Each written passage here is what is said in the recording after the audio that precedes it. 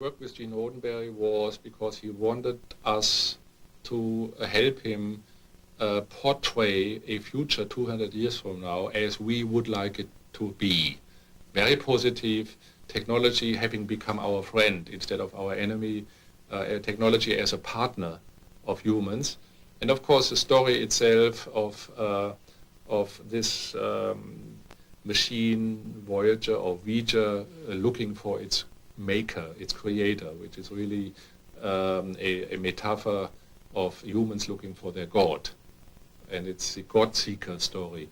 And so he wanted NASA to show that the technology which the movie and his TV series depicts is accurate, that the physics is accurate, that the mathematics is accurate, that the astronomy is accurate. The propulsion system of the Star Trek consists of two major elements. One is the energy source, just to provide energy, which is the antimatter system. That makes sense, that could be done. But the propulsion itself, to push the ship, it's called a warp drive, and that has to do with changing space itself and flying faster than the speed of light.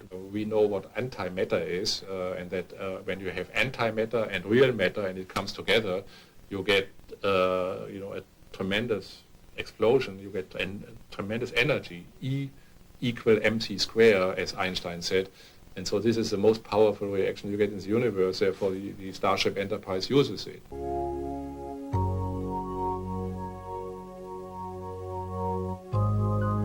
The message from the alien visitors is becoming clear. The human race is producing more problems than it is solving. A change of direction is necessary to guarantee a safe transition into the future. They are here to warn us. They started this program a couple of thousand years ago. They are very highly technical and spiritual advanced. These people have a technique that they can foretell development in cosmos for centuries. And they knew thousands of years ago what were going to happen on Earth. So they prepared for that situation. And we go forward to our time. Now they are here in our atmosphere in large numbers. They have always been here, but now they are here in large numbers to look over what we are doing, simply because they know that we'll kill ourselves in many ways. If we don't push the button, we'll be killed by poison. If we don't kill each other by poison, we'll kill each other by too many people.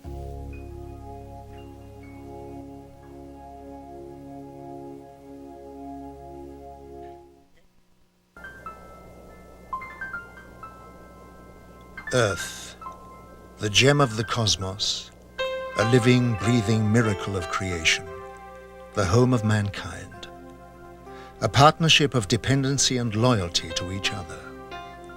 The passing of time saw man forget his loyalty. He began to poison and suffocate his planet because of his growing need for power to fuel his technology. A scientist of great wisdom and vision, Nikola Tesla, foresaw this danger and offered the world his discovery of the magic wave as pollution-free energy. His offer was rejected. Tesla gave you multi-phase power, he gave you AC power, the practical transmission of electrical power, the rotating electromagnetic field that made motors and generators possible. And so he literally helped you bring in the electrical 20th century. Had it not been for Nikola Tesla, your cities would still be dark, you still would not have electric power, and you'd still be struggling around in the dark. So yes, Nikola Tesla was important to us.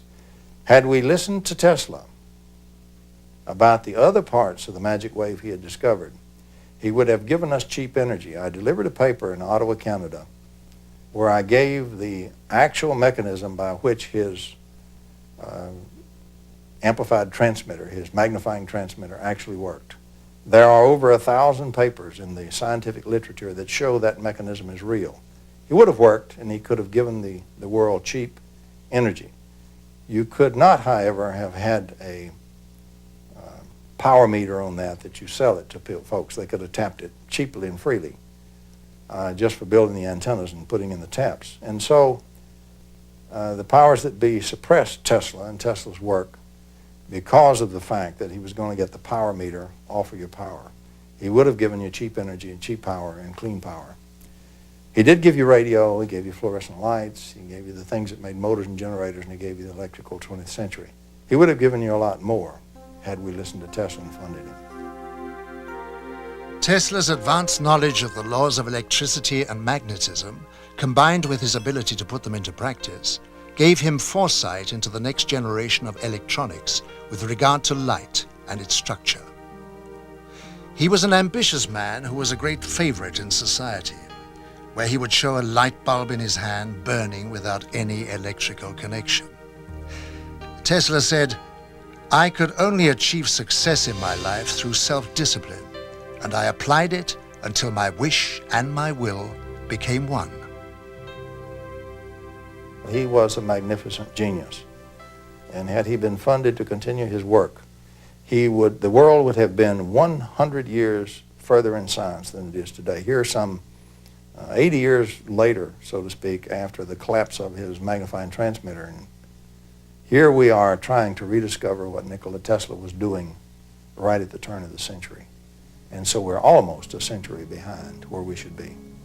That's the importance of Nikola Tesla.